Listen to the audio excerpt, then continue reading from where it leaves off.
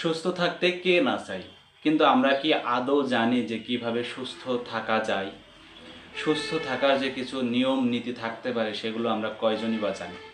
তো দেখুন, আপনি যদি দীর্ঘদিন সুস্থ থাকতে চান তাহলে আপনাকে একটা নীতির মধ্য দিয়ে যেতে হবে। নীতিগুলোর ভিতরে আপনার যদি অতিরিক্ত ওজন থাকে তাহলে এই অতিরিক্ত ওজন আপনাকে ঝেড়ে ফেলতে হবে। আর আপনার যদি স্বাভাবিক ওজন থাকে তাহলে আপনার জন্য ঠিক আছে। আপনাকে নিয়মিত স্বাস্থ্যকর খাবার খেতে হবে, কেননা স্বাস্থ্যকর খাবারই আপনাকে দীর্ঘদিন সুস্থ রাখতে পারে। এছাড়াও আপনাকে নিয়মিত স্বাস্থ্য পরীক্ষা করতে হবে। এটা 3 মাস অথবা 6 মাস অন্তর অন্তর আপনাকে স্বাস্থ্য পরীক্ষা করতে হবে।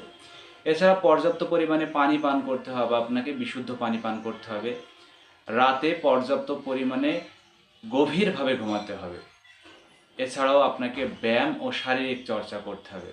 আর সবথেকে বড় যে কাজটা সেটা হচ্ছে আপনাকে ধূমপান একেবারেই করা যাবে না। আপনার যদি এই অভ্যাস থাকে তাহলে এটা এখনই বর্জন করতে হবে।